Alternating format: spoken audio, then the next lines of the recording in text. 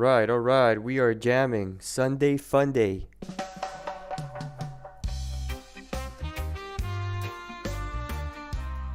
Yeah, man.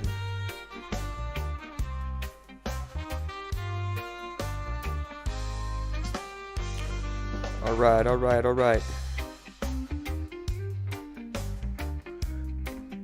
We're gonna do gold forecast live, cause I don't want to record, edit, upload, you know. So let's jam a little bit before.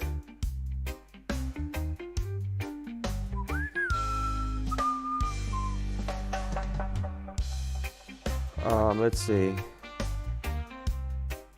Here it is.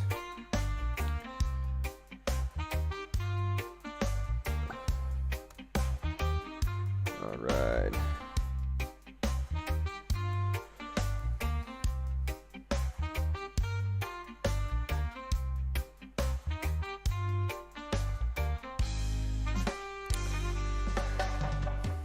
Bop, bop, bam, bam, bam, bam, bam, bam, bam, bam. That's XRP Trump pump.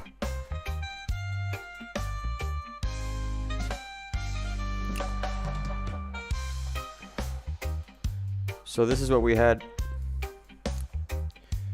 Let me see.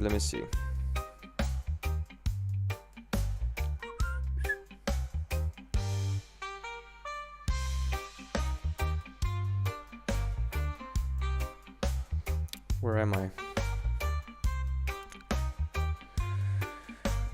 am I?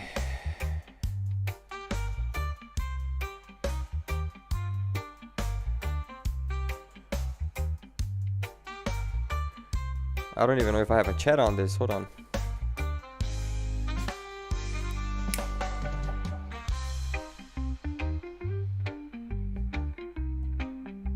I probably do somewhere. You should be here. You should be here. Alright, whatever.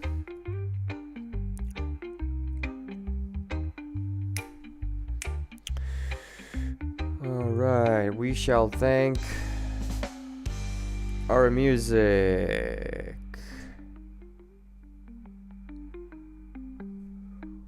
Nice guitar, huh? Okay, folks. Let's do it. We are looking at gold. This is 30-minute time frame. I'm going to do a quick projection, analysis, forecast, whatever.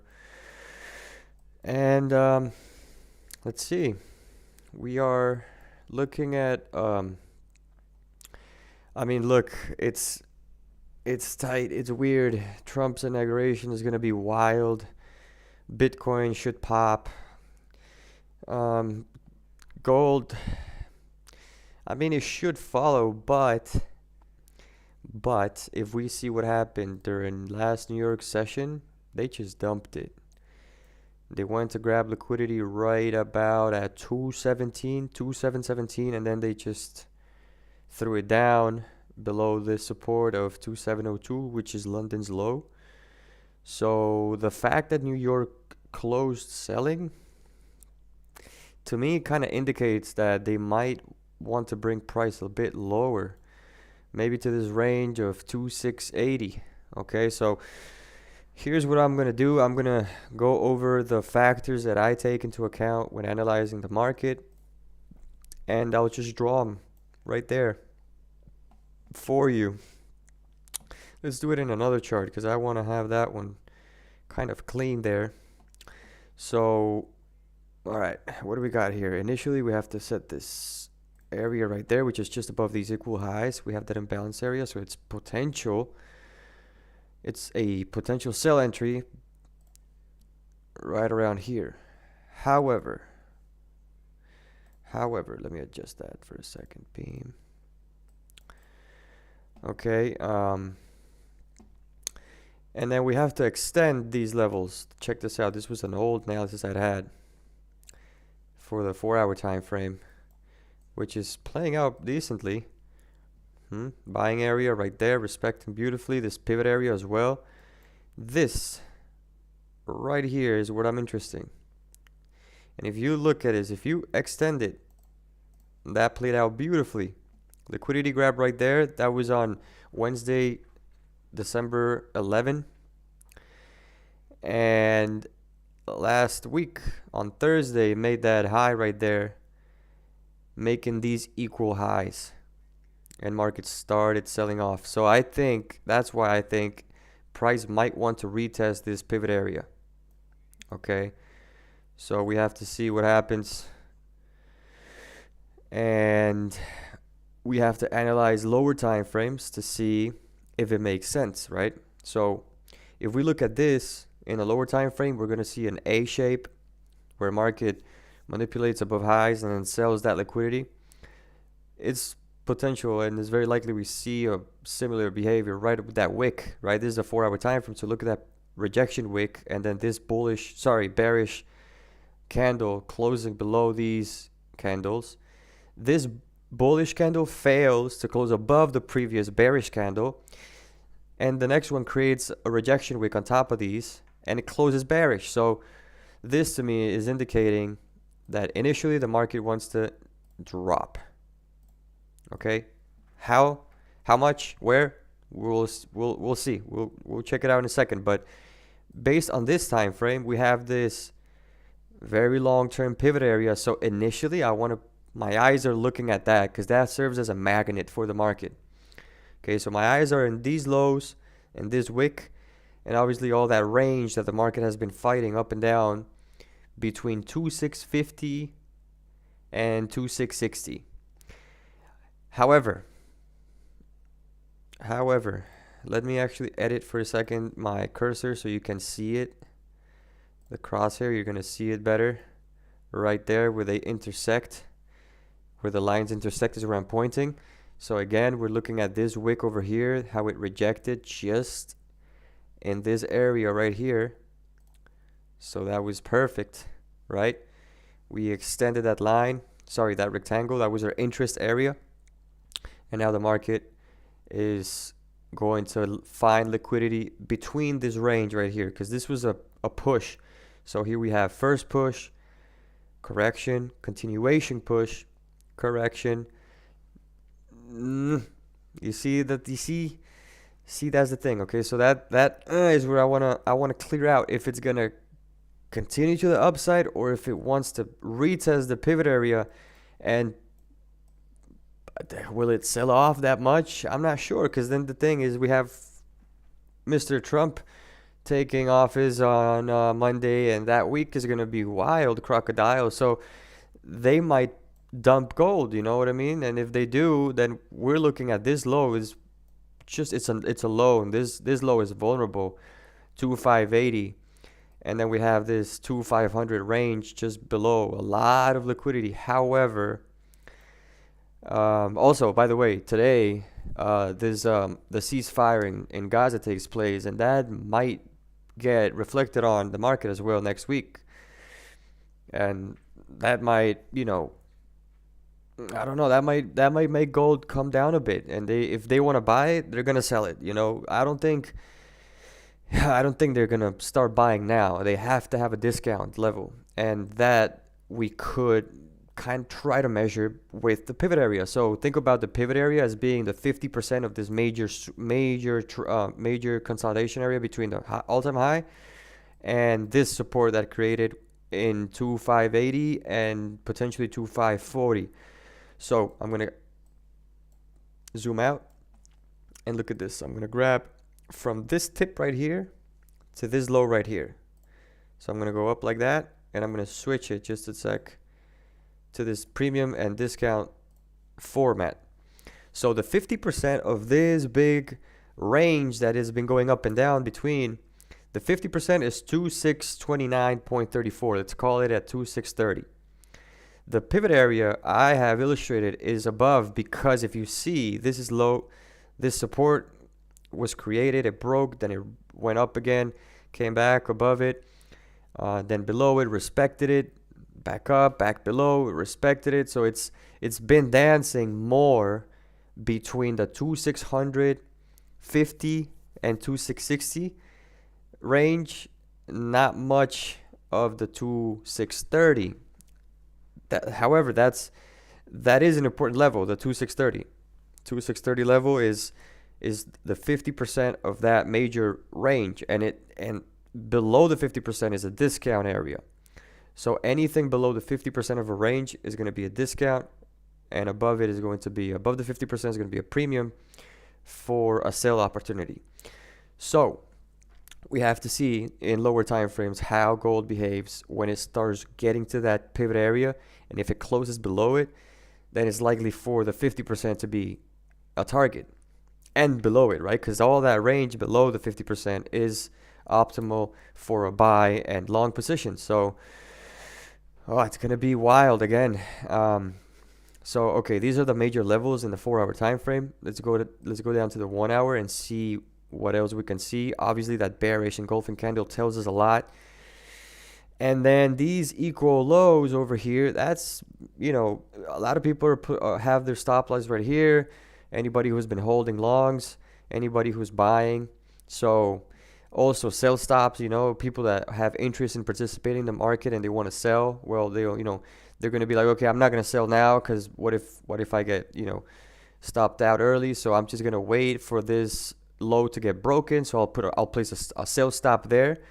And if the market starts falling, then I want to get, I want to be in that wave. I want to ride the wave with the market. So a lot of people put sell stops right there. So what do we have to illustrate? It's important. This is key, because realize something. Whenever market breaks the structure and it plays with it as a continuation support, and when we're speaking of buying, that's a pivot area. That's like an area of interest.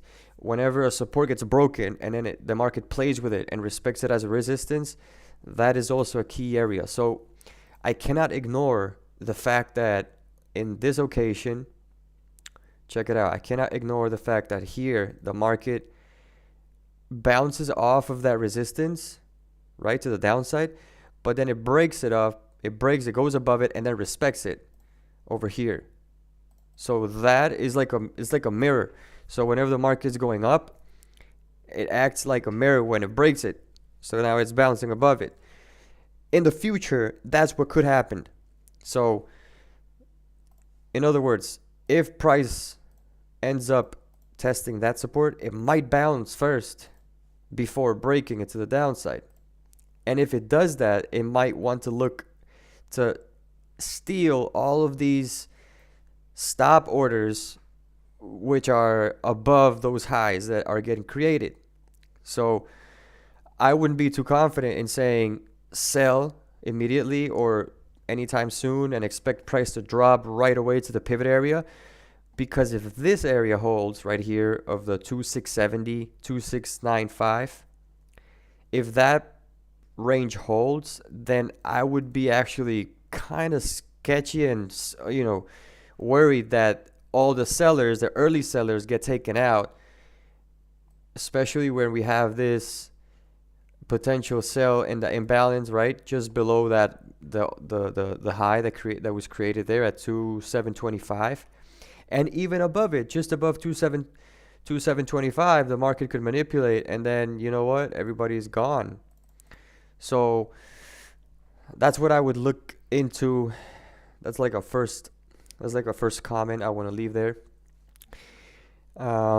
If it does not respect, however, that area as a potential support and it just beams through it, then that being said, what we could find is this balance area right there, which I'm going to illustrate in a second, to come right in it, kind of dance with that area that we were trying to figure out, and then continue into the pivot area. So if you put that right there, there's an imbalance with this candle right there. You see that? So that's what we could see, and we cannot ignore this imbalance right there, which might be that entry for next week's sell if it were to respect it, because I am also looking at this this area where we put this imbalance just above these highs. Whenever you see market create that perfect high or perfect low, that's a big trap. That's a big engineered liquidity. So it serves as a magnet for future occasions in which the market just goes just above that, because that's where people place their stop loss. Okay, so I'm afraid that if this doesn't come straight down, what it does is breaks through this imbalance and then manipulates just above these highs and then collapses. So that's my favorite idea. I'm going to show you in lower time frames how that would look like, but I think that's what we could see, because again, also the next week's candle, the weekly candle, is going to start. If it's going to be a bearish candle, the high of the wick, the wick of the top rather, must form, and it must form with a push higher before dropping starting Monday or Tuesday, maybe even Sunday night, because you never know what day exactly is going to create the low or the high. But nonetheless, every day has a high and a low. So Sunday's high could be just above 2715, 2717, and then the day will expand back towards 2700. So I'm trying to, throw out all the observations that are important for you to know, and keep in mind, because this is not about, oh yeah, it's already falling, I'm just gonna sell, or yeah, it's falling, whenever I see a retracement, I'll just get in and put my stop loss there, because that's exactly what they want you to do. That's how you lose. You fall into these impatient and sort of fast, trying to act fast. And my rule number 2 is be the hunter, not the hunted. My rule number 1 is secure profits. If you buy now and you're in profit, close, secure that money, because the market always gives you an opportunity. Anyway, 15 minutes. What are we looking at 15 minutes? I want you to focus right in this push down. This push down. Remember, I like to trade these buy and sell models. So what I see is these equal highs as a very, very obvious liquidity area, and that's a magnet again. And so just above these highs, we have a lot of stop loss orders, meaning they're buy stops of people that are selling. And so what I also see is this wonderful area of distribution, this wonderful area of redistribution, and then we see this beautiful wick, that wick below that low, and then a bullish candle. So that is a beautiful liquidity grab right there below this wick. And then this bullish candle, that to me indicates a break in structure of these candles. So the body of this candle was not respected by the bullish candle, and it closed above it. You see that? And it closed back in the range where it had consolidated before, this range. So if I extend this, notice how these wicks and these candles are now back inside that range. So that is, and also check this out. Where did that take place? Below these lows. You see that right here? And look look, this is, man, I love this. I love how perfect the market is, and that's why you have to pay attention to these things. Look how equal and perfect those support areas, these 2 points are. Are you not looking at something? Check that out, right? So that is how I think eventually the market is going to behave next. So we have these lows, these highs, I'm sorry, and they're exactly like this. They're super perfect. And so what happened in New York, what did New York do in the morning? They showed traders that this was a key support, because they went into it by 9:30 and then took off with such power that people were getting trapped into buying. By 10, price was already above the opening of Forex hours, and this, I think this was actually even London's high. So New York took London's high in a matter of 30 minutes. So a lot of emotional traders started buying, and they're saying, okay, that was the low of the day. I'm going to buy and hold this because it's going to target that high. I'm going to place my stop just below that, the low of New York. And it just got here, and then New York said, yeah, right. So they just dumped it past the support. Okay, so this is how things work. Now, I'm going to take that off so I can visualize it better. What is this? This is a sell model opening, leaving the door open for a buy model. So we have the buy side of this curve to form next. And so what I do is you extend these areas because they're going to serve you for the future. And what could we see? Well, we have to illustrate that little fair value gap, as you see. And eventually, check this out. Eventually, what you want to do is target the resistance levels of those areas where price bounced to the downside. Right, okay? So I'm going to hide this one because it's in the way. So these resistance, the moments where price bounces to the downside, that's where eventually it's going to go, because that's where the stop orders are. That's where people, when they, so in other words, if people right in these candles, they start selling and they're winning, their stop loss is either just above that wick or on its way down. So all of this is liquidity,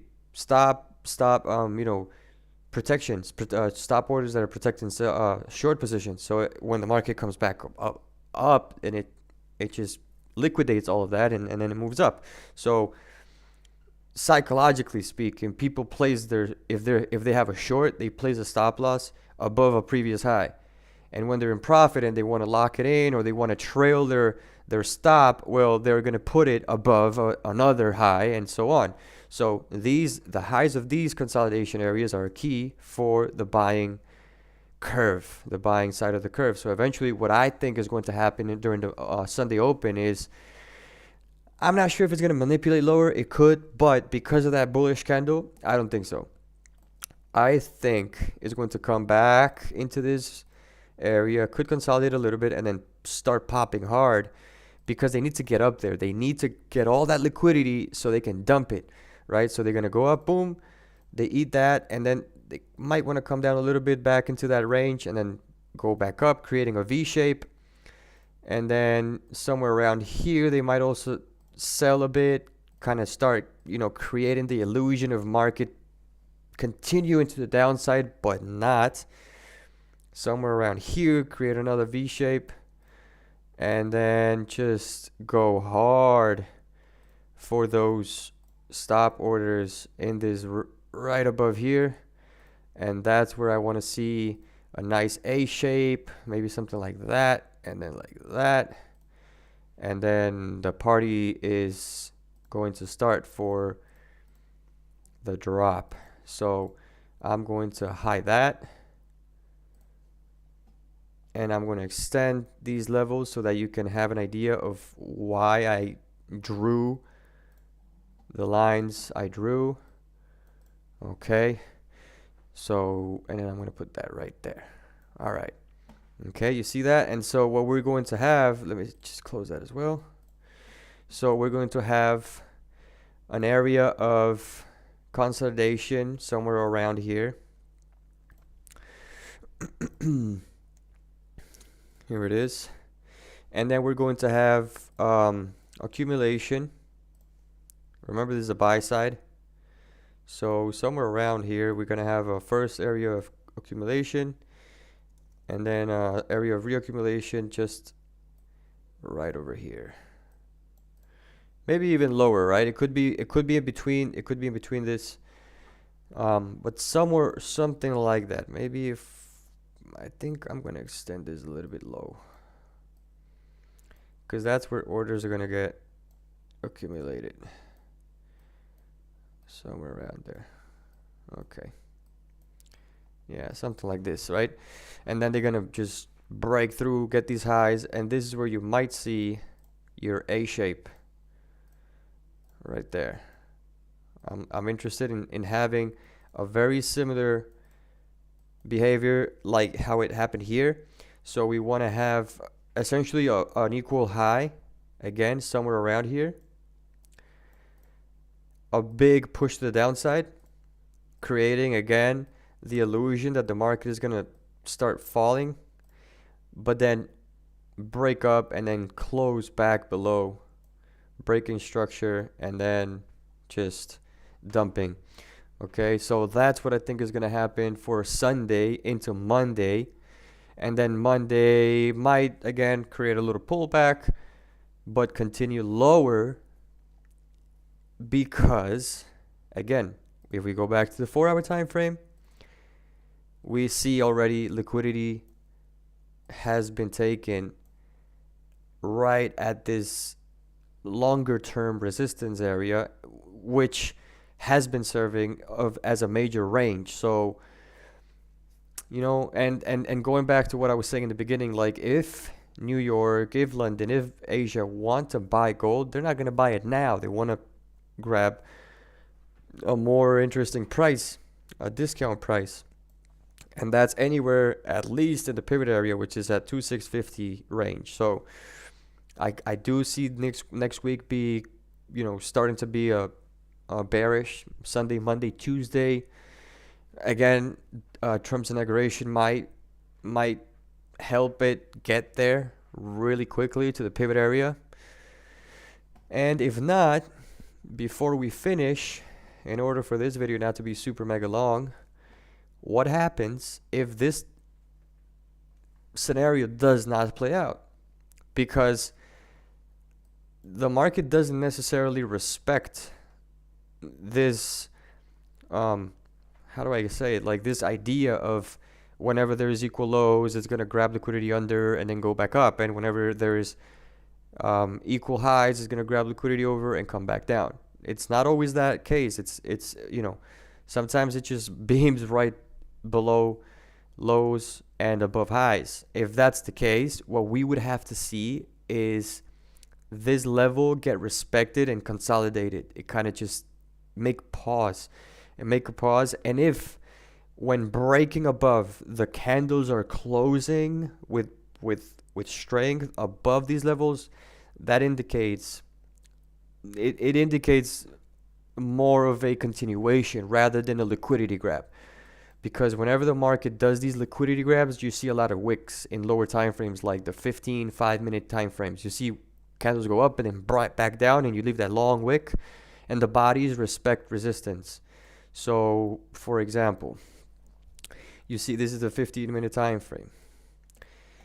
Look at how market behaves around these wicks with these candles. So, in relation to this high, what these candles are doing is they're not closing above the wicks.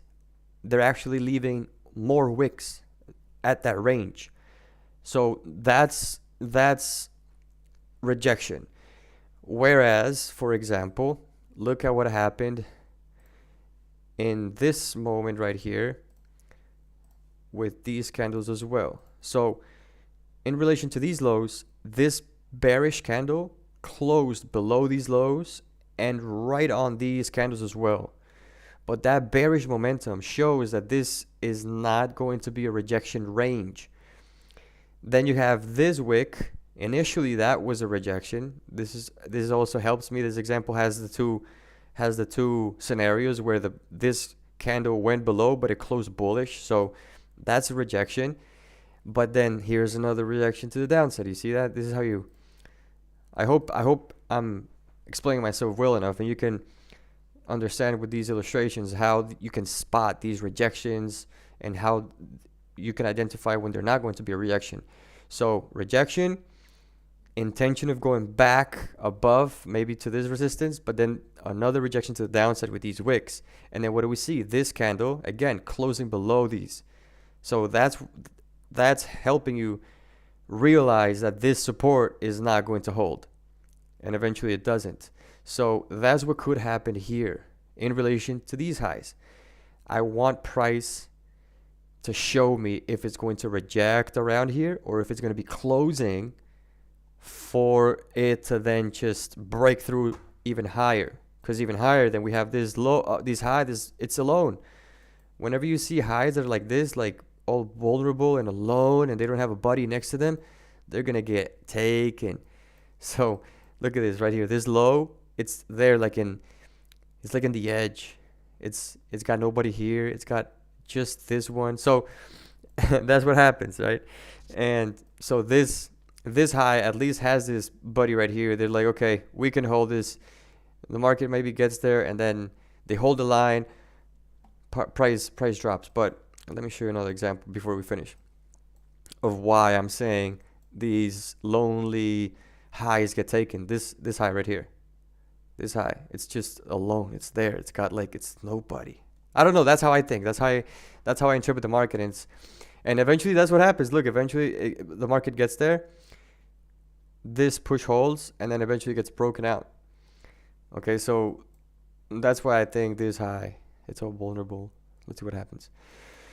Okay, and then what happens here, that would break low into what could be Monday, Tuesday, very low liquidity grab, and then maybe Thursday come try to intend it back up. And I don't know.